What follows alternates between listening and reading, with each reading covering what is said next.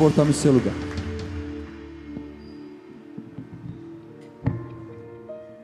Um retrato de família registra muito mais do que vemos. Captura histórias, dores, alegrias e fracassos. Nos esprememos para caber na foto, mas nem sempre estamos tão unidos como parece. Somos muito iguais e também tão diferentes.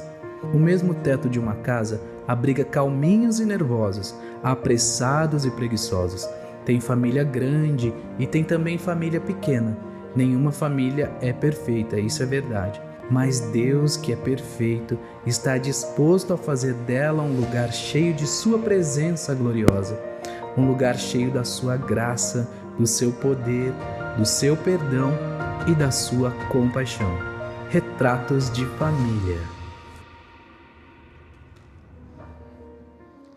Esse é o último sermão da série Retratos de Família. Vocês dizem? Esse ano nós entendemos de Deus ministrar sobre o poder da unidade. Estamos pensando o ano inteiro, tanto através das reflexões diárias do devocionário, quanto nos eventos, através dos ministérios que nós realizamos. De fato, é a família o maior e mais poderoso projeto divino. Por isso há tanta força maligna para destruí-la. E você precisa encarar a sua família como uma causa pela qual vale a pena você lutar. Eu tenho pensado, por ser um pastor que acolhe a dor, não só dos membros da nossa igreja, mas também das pessoas que frequentam a nossa comunidade, ou parentes de membros da nossa comunidade. E eu fiquei pensando que muitas vezes, se eu pudesse resumir, ou se eu pudesse criar uma estatística do número de problemas pelo qual eu sou procurado, e também os pastores, a gente diria que 95% é pela causa da família. Somos procurados porque há um ardor por ver a graça divina nas nossas relações afetivas e familiares. A igreja de Jesus Cristo, ela precisa ser sempre a defensora desta causa. Mas nós reconhecemos que se a igreja não fizer isso, o próprio Deus se encarregará de defender um dos seus projetos mais preciosos e profundos, que é a família que Ele instituiu antes da igreja. Antes de implantar o seu reino na terra, Ele instituiu desde o Jardim do Éden a família.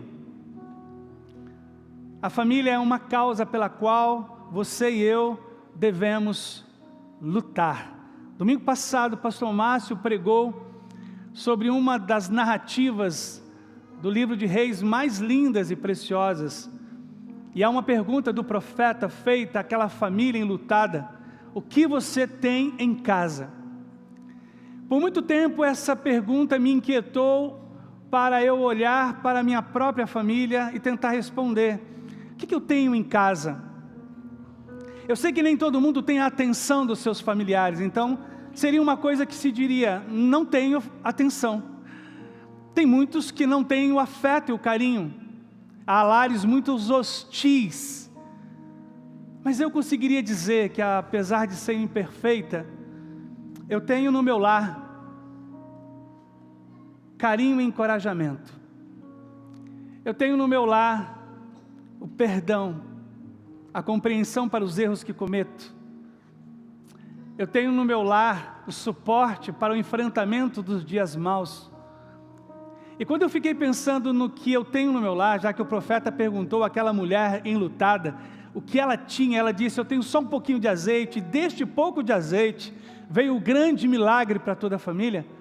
Fiquei pensando que talvez tenhamos alguma coisa, alguma virtude, muito pouco. Pastor, eu tenho só um pouquinho de respeito, tenho só um pouquinho de admiração da minha família.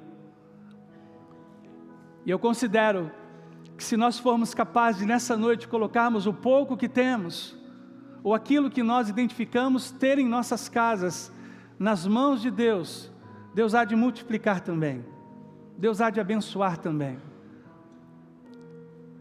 Assim como nessa semana a gente celebrou a data do aniversário mundial da adoção, que é o dia 25 de maio, e eu disse pela manhã que nós temos várias famílias que adotaram crianças, e algumas delas nós acompanhamos como pastores. Essa é uma causa pela qual vale a pena lutar.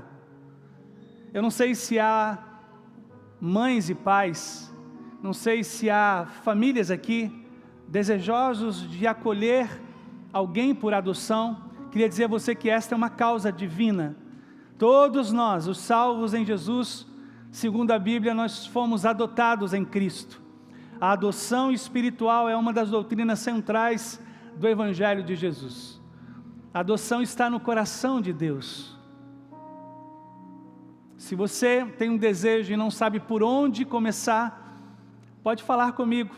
Queria te aproximar dessas famílias que estão vivendo esse momento especial de transbordar em amor para filhos do coração. Eles estão crescendo em nosso meio e sendo amados também de igual modo. Uma outra causa que eu considero digna de ser encarada por cada um de nós como justa e verdadeira é a causa contra o racismo. Todos nós vimos o que ocorreu num campo de futebol. A gente está acostumado a ver essas coisas também em ambientes que não são muito familiares. Talvez grupos de WhatsApp com piadinhas, talvez o ambiente da faculdade onde estudamos. Eu digo a vocês que a causa anti-racismo é uma causa bíblica. Tudo que for dirigido ao meu semelhante, que atinge a sua dignidade, atinge o coração do eterno Deus. Tragam para si essa luta também. E aí a gente fica pensando sobre causas para as quais eu deveria arregaçar as mangas e colocar toda a minha energia, toda a minha fé, toda a minha inteligência, toda a minha disposição. Mas a pergunta desta noite é que você precisa reconhecer se não está lutando contra o seu lar. Se você luta a favor da sua família ou contra a sua família. Sim, o pregador dessa noite já se viu lutando contra o casamento e não a favor do casamento. Ao invés de cooperar, possibilitava situações onde a Andréia não se sentia amada. O pregador dessa noite já se viu lutando contra a família, em não acolher a dor dos filhos e confrontá-los, talvez fora do lugar, com as palavras erradas. Não sei se você tem lutado contra a sua família, mas o clamor do sermão desta noite é que nós nos unamos para lutarmos pela nossa família. Eu vou lutar pelo meu casamento, eu vou lutar pelos meus pais, eu vou lutar em favor dos meus irmãos, dos meus filhos, dos meus avós, lutar em favor dos meus primos, dos meus tios, lutar pelas gerações futuras. Eu não sei se você já começou a orar pelos seus netos, mas eu já. Quando os meus filhos eram pequenos, ainda no berço, eu orei pelas famílias que eles construiriam com a ajuda divina. Orava pelos filhos dos meus filhos. Eu estou orando por eles. Eu oro às vezes de madrugada e Deus coloca no meu coração o ardor por pedir que Deus abençoe os meus netos, os meus bisnetos, os meus tataranetos, a fim de que a partir do meu lar, meus filhos reconheçam uma causa justa, que é a luta pela família, a luta de joelhos, a luta com atitude, a luta com renúncias, a luta de forma como nós temos pregado o ano inteiro, a partir de uma unidade, de defendermos que se juntos estivermos, juntos seremos mais fortes. E talvez não seja a sua realidade, Talvez você veio aqui, Deus te trouxe, porque Ele conhece a tua vida, eu não conheço. Vocês não sabem o que eu fiz ontem, vocês não sabem como foi o meu almoço de domingo. Deus sabe, e porque Deus sabe, Deus tem uma maneira especial de usar as palavras de um pregador, que desconhece o que vocês vivem, para tocar no coração de vocês de forma amorosa, porque Deus é amoroso, mas Ele confronta a gente, Ele nos diz: vocês estão lutando contra a família e não a favor dela, mudem de lado, tomem o lado da causa enquanto família, lutem pelos seus pais, lutem pelos seus sobrinhos, aí muda tudo, irmãos, aí muda tudo, porque se a gente reconhece o nosso lugar nessa causa, nessa batalha, aí a gente sabe que Deus é por nós. Se você estiver contra a família, Deus não pode ser por você.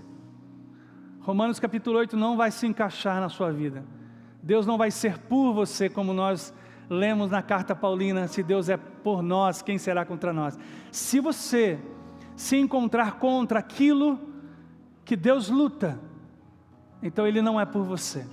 Talvez seja esta uma noite para nós tomarmos ou retomarmos a posição correta dentro dos nossos lares, como orou nosso querido pastor Márcio, para que sejamos canais do poder dEle sobre toda a nossa família, sobre todos os nossos filhos, sobre toda a nossa casa, acolhedores da dor do outro, encorajadores quando chegam criticados e destruídos, vindos da sociedade.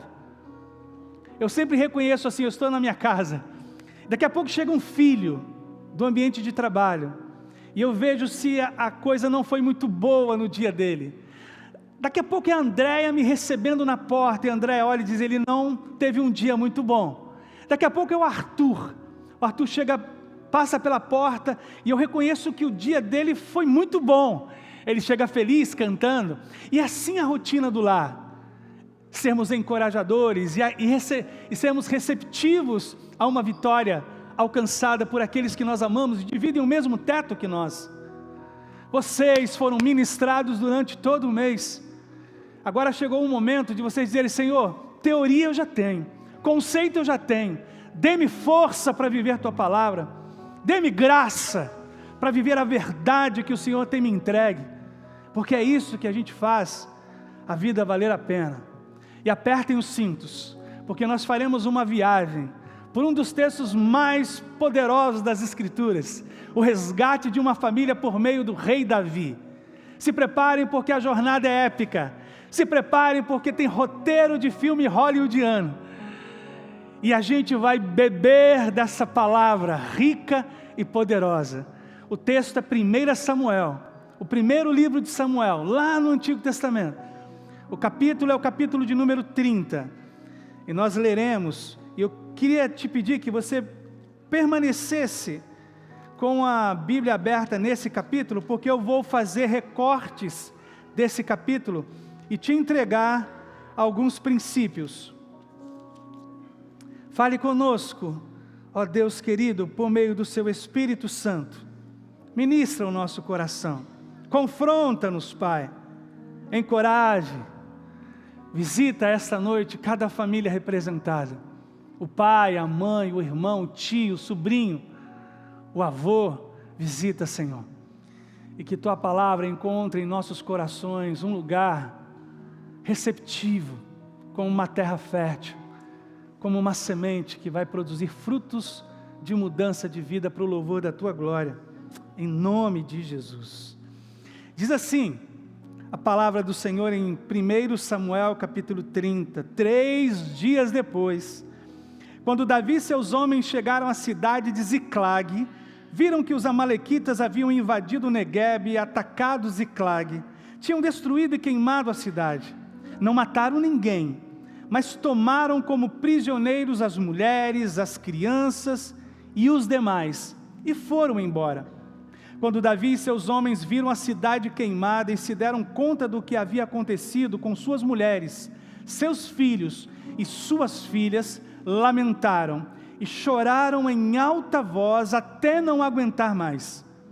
As duas esposas de Davi, Ainoã de Jezreel e Abigail, viúva de Nabal, do Carmelo, estavam entre os que foram capturados. Davi ficou muito aflito, pois os homens estavam amargurados por terem perdido seus filhos e suas filhas, e começaram a falar em apedrejá-lo. Até aqui eu quero te entregar o primeiro princípio, preste atenção. O lamento é diferente de murmuração. O lamento é um sofrimento da alma. O lamento é um choro que ninguém vê. É a expressão de dor da alma que só Deus vê. É aquele nó na garganta. Quando a gente perde o chão diante de uma surpresa desagradável, uma notícia que nos arranca o suspiro, um diagnóstico, uma demissão, o anúncio de que um dos nossos filhos que nós amamos conheceu as drogas.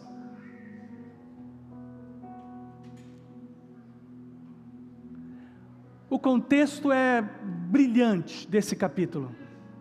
O rei Davi, que ainda não é rei, eu falei que de manhã ele não é rei de direito, ele é rei de direito, mas não de fato, porque ele ainda não assumiu o trono de Israel. Com a inveja do rei Saul, ele tem que fugir o tempo todo para preservar a sua vida.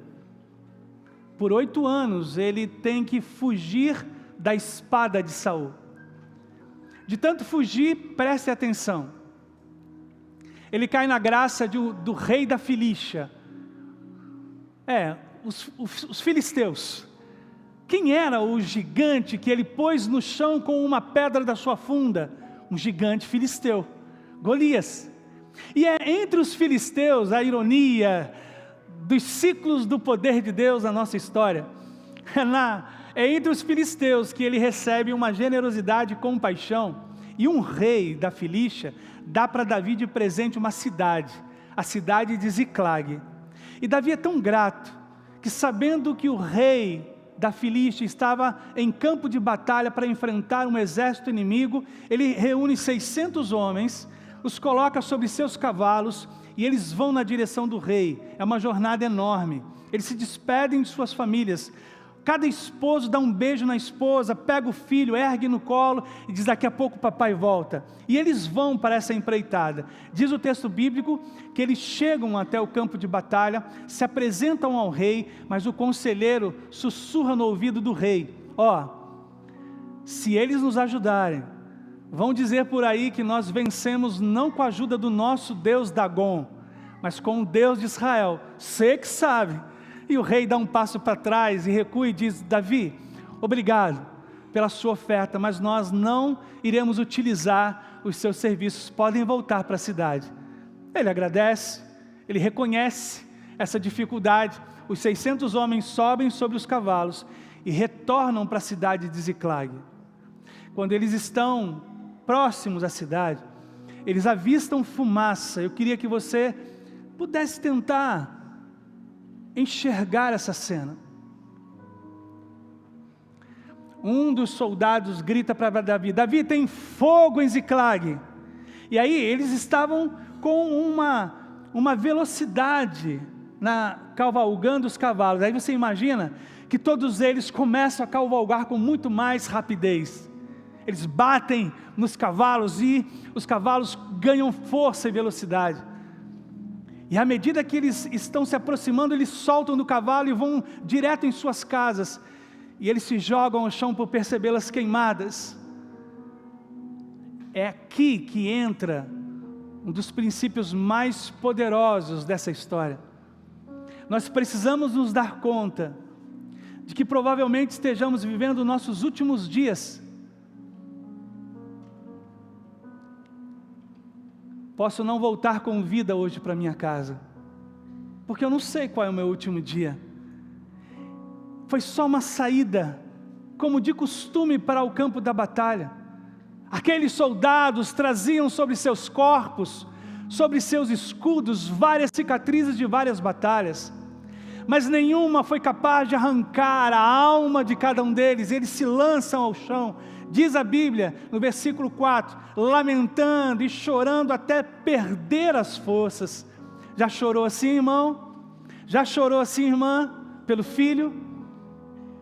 Já chorou pelo seu casamento? Já chorou pelos seus avós?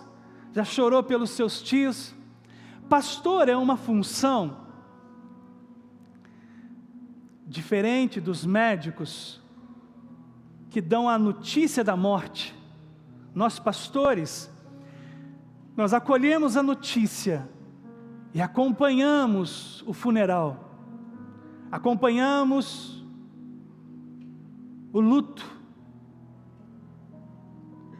E eu já vi coisas nos meus 54 anos, eu já vi dores da alma, eu já vi sepultamentos de crianças com 2 anos, com 3 anos, já vi idosos sendo sepultados, eu já vi pessoas com a impressão de terem sido arrancadas em um momento que a família toda estava despreparada, e isso veio forjando no Marcos Davi um estilo de vida. Eu vivo os meus dias e tento colocar meu coração em dia para com os meus filhos. Eu não perco um só dia para dizer a eles o quanto eu os amo. Beijo. Eles ainda fazem assim, né? Eu encho de beijo o Davi, eu beijo o Arthur, mas eles fazem assim hoje. Pai. Às vezes nós brincamos, eu subo nas costas do Davi, às vezes eu pego a Giovana no colo, porque eu não sei se é o meu último dia, e eu quero que eles saibam que o pai os amava. Eu beijo a minha esposa, às vezes quando eu e ela estamos brigados, a gente discutiu, eu dou um selinho pelo menos. Já deu selinho, irmão, no dia da briga, com a discussão com a esposa? A gente criou o hábito, então a gente chega em casa e vai lá, mas não está muito bom, né? O clima não está muito bom, mas aí dá um selinho e quebra. Você pode estar vivendo a sua última semana de vida. Como é que está a sua casa? E se Deus te levasse essa semana, pastor, que Deus não me leve. Se a gente fosse supersticioso, bateria agora 3 vezes na madeira, né? Nós não somos. Se Deus te levasse, irmão, porque esses os sentimentos de 600 homens. Não deu tempo de me despedir. Eu não disse para ela o quanto eu amava. Há uma dor intensa no coração de culpa, remorso, de arrependimento. Mas Deus ouve o lamento. Agar está no deserto, e ela coloca o seu filho Ismael escorado numa pedra, e o acompanha porque ele vai morrer, desidratado. Diante do sol escaldante, as lágrimas que descem do rosto de Agar, atingem o coração de Deus na eternidade, e Deus dá ordem a um anjo. O anjo se apresenta a Deus e diz: pois não, Senhor, vá até o deserto de Berseba, e diga para Agar que eu ouvi o choro dela. O seu choro pela sua família atinge o coração de Deus, porque é projeto de Deus, o seu lar e a sua família. Ore, clame. Há um Deus nos céus que acolhe. Agar, vou salvar Ismael e você, e vou transformar Ismael em uma grande nação. Está lá o povo no Egito, já por quase 400 anos, e agora eles se tornaram escravos dos egípcios. Eles têm que preparar o material, tijolos de barro, muito provavelmente foram usados na construção das pirâmides, e o chicote chega junto nas costas dos nossos irmãos hebreus.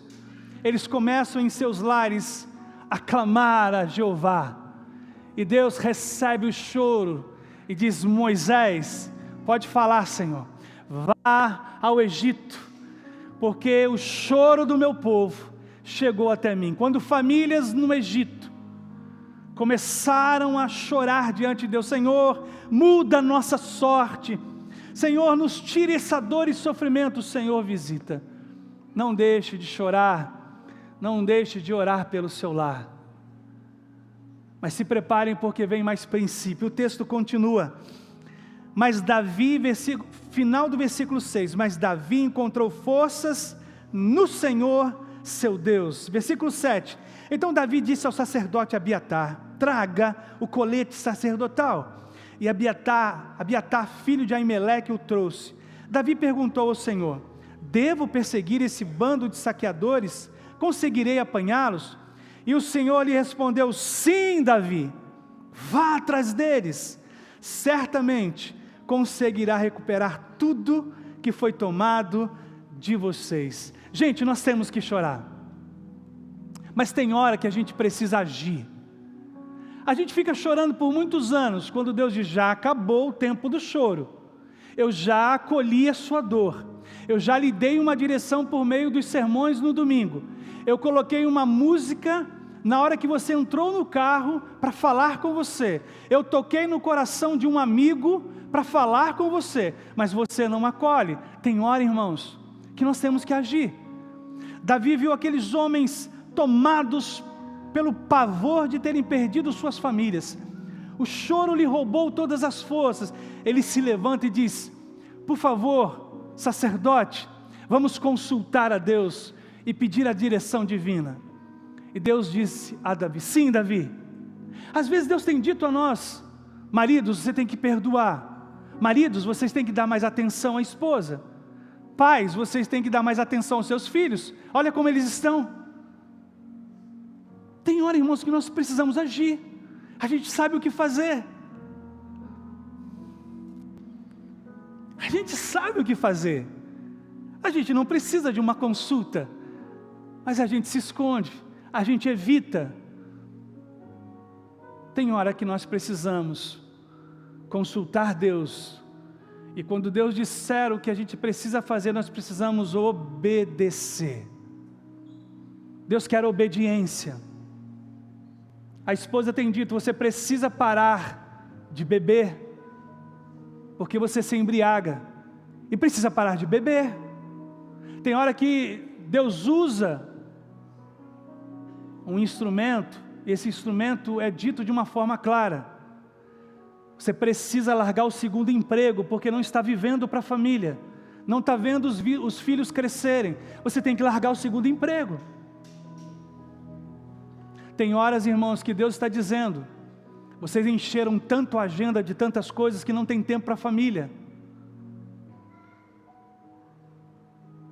Eu subi com a minha família, a gente foi realizar um casamento em Ubatuba, e meus filhos agora estão com 19 e 18, e eles me acompanharam em muitos casamentos, e aí hoje eu e André perguntamos, vocês querem ir no casamento?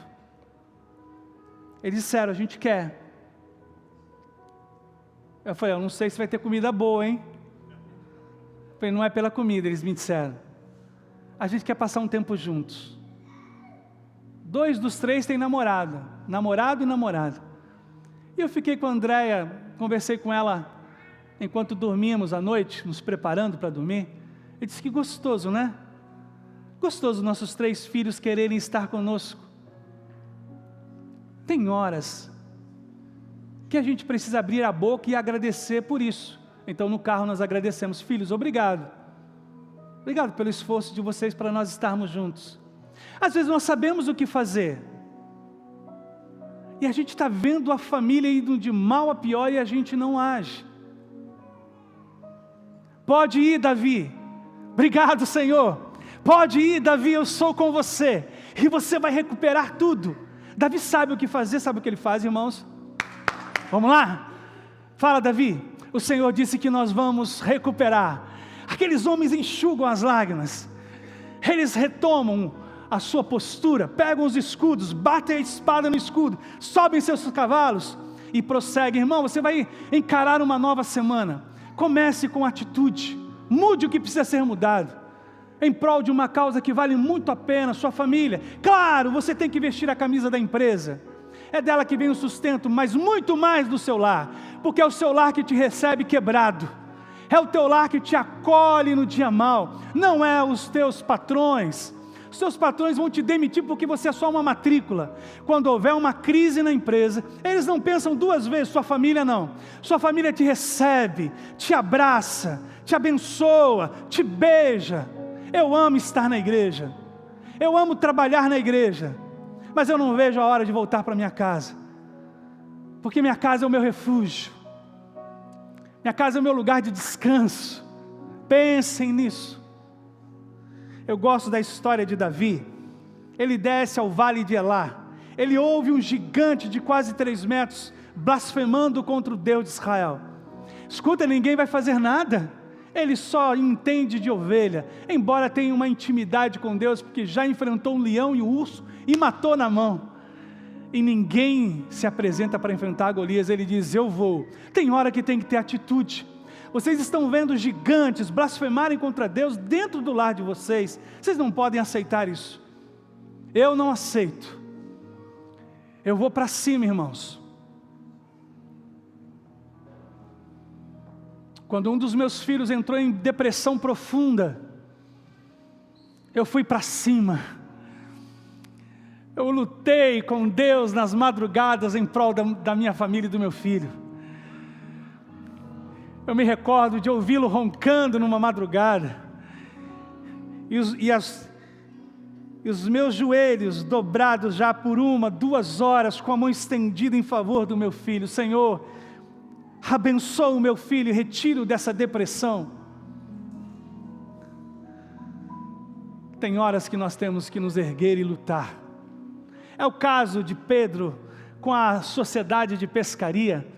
Volta do mar puxando as redes, sem nenhuma tainha, nenhuma sardinha. Triste, decepcionado, frustrado, um sócio olhando para o outro. Hoje o mar não estava para peixe. Aí Jesus diz o que? Pedro, você quer ver a glória do Senhor? Pode falar, Senhor. Tem que voltar ao mar. O quê? Estamos recolhendo as redes, Senhor. Volta ao mar, Pedro. Tem hora, irmãos, que nós temos que desafiar o sobrenatural. Cansados, aflitos, voltar ao mar. Porque Deus disse, porque Deus prometeu, como nós cantamos nessa noite.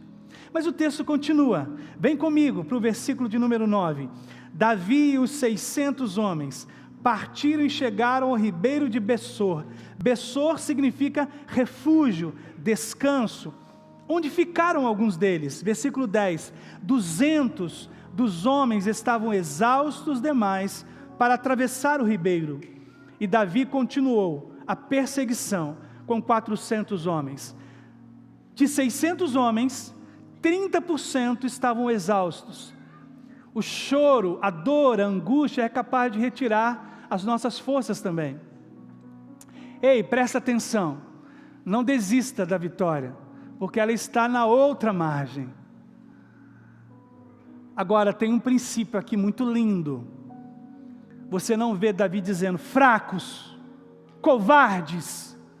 Você não vê os 400 ridicularizando os 200, porque tem horas, irmãos, tem horas que eu estou exausto na minha família, e aí são os outros 4 que me carregam no colo. Tem horas que é a Andréia que está exausta, e ela diz: olha, eu não consigo, mas lutem por nós, e alguém tem que atravessar o ribeiro. Tem hora que os nossos filhos é que atravessam por nós. É coisa linda esse texto bíblico. Você está vendo o cansaço da sua esposa, ela não tem forças para lutar. Diga para ela: nós lutaremos, daqui a pouco a gente volta. E se você acompanhar o texto em casa, você vai ver Davi retornando e fazendo os filhos se encontrarem com aqueles 200 que ficaram na outra margem. Você deve se recordar, eles não ficaram em Ziclag, eles se levantaram, subiram em seus cavalos e foram. Às vezes nossa esposa, nosso esposo, às vezes nossos pais, nossos irmãos, nossas mães, nossos filhos, eles fizeram a parte, mas tem a exaustão emocional.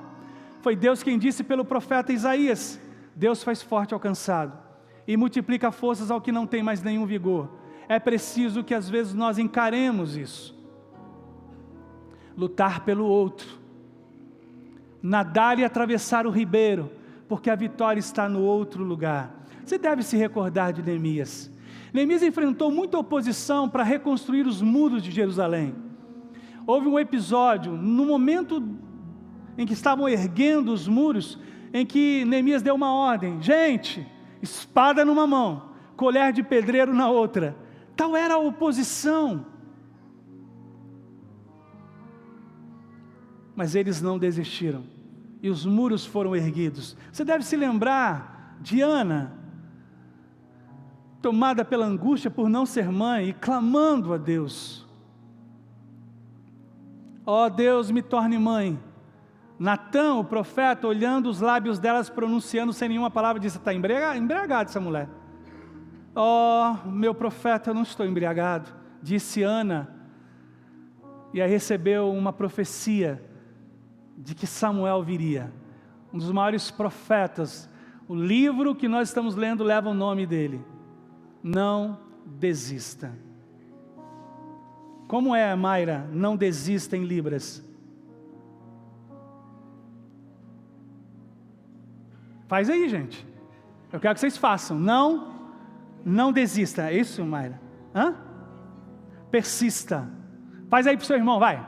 Faz assim, ó, não desista, vai. Faz para ele pro lado aí. Eu estou vendo gente não fazer, vou chamar aqui na frente. É bom você fazer aí. Tá, agora começou a fazer, muito bem. Em Libras é não desista, persista.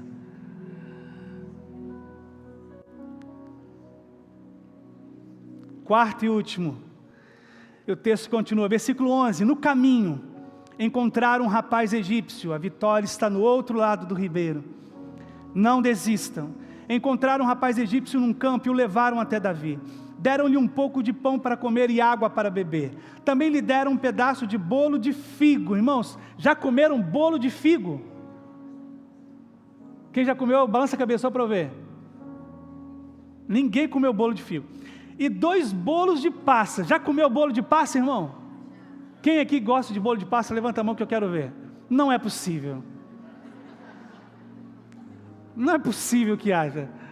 Sabe quando a gente chega no final do ano e pega aquele arroz, a grega, a gente vai separando a uva passa, né? Pois é, Davi e os seus homens prepararam 2 bolos de passas. Eu falei pela manhã assim, irmãos, olha, não me dê bolo de passa, me dê bolo de banana. Não é que Deus ouve a oração? Eu ganhei um bolo de banana para comer agora à tarde. 2 bolos de passas, pois fazia 3 dias e 3 noites que não comia nem bebia nada. Em pouco tempo, recuperou as forças. Davi lhe perguntou: a quem você pertence? De onde você veio? Sou egípcio, escravo de um amalequita. Foram os amalequitas que invadiram a cidade de Davi. Respondeu ele: meu senhor, o rei dos amalequitas, o meu senhor me abandonou 3 dias atrás porque fiquei doente.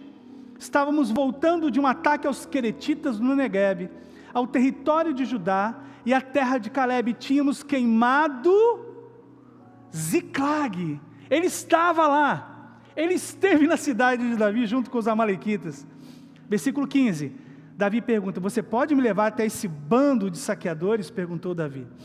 O rapaz respondeu: se o Senhor jurar por Deus que não me matará, nem me entregará ao meu senhor, eu o levarei até eles.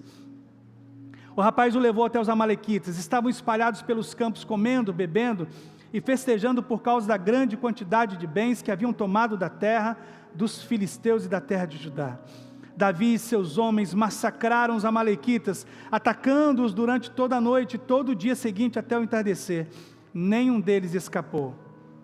Versículo 19, recuperaram tudo, não faltava coisa alguma, nem pequena, nem grande, nem filho, nem filha, nem qualquer outra coisa que havia sido tomada. Davi trouxe tudo de volta. Esse é um princípio precioso. Há um mistério na ajuda que oferecemos a alguém enquanto estamos no dia mau, porque eles não estão na bonança, estão desesperados para reencontrar seus familiares que foram levados, sequestrados. Às vezes eu estou no dia mau e Deus coloca uma pessoa para eu ajudar, um escravo egípcio doente, para eu estender a mão. E eles estendem a mão sem saber quem era aquele homem. E é daquele homem que vai vir a direção para toda vitória. Você precisa ser bênção para a vida de outras famílias, mesmo no dia mau, mesmo nos tempos difíceis. Essa semana Deus deu uma oportunidade para André, vivendo o luto da perda do pai, de chorar com alguém que perdeu seu ente querido. É assim que Deus faz. Vivendo o tempo difícil, Deus nos permite ser canais de sua bênção para a vida de outros. E aí Deus faz com que esse jovem queria morrer, mas foi recuperado com um bolo de figo e bolo de passa, com água, pudesse apontar a direção para a vitória. Me lembra José, preso no Egito por não ceder ao assédio da mulher do seu patrão, injustamente colocado na prisão. Daqui a pouco entra na prisão um copeiro e um padeiro, porque também, segundo o rei, não fizeram uma coisa agradável. E lá na prisão, o copeiro e o padeiro têm sonhos, e a interpretação do sonho que eles não tinham rouba a paz. E a José, eu posso interpretar. É mesmo? É. Um de vocês vai sair da prisão e vai morrer. Que interpretação, né, irmãos? Não ajudou muito. Mas você vai sair, e não só vai sair com vida, mas o imperador vai te colocar num cargo maior. E foi como José fez. Aí ele falou, olha, quando vocês estiverem lá, você que vai morrer, eu não sei como pode me ajudar.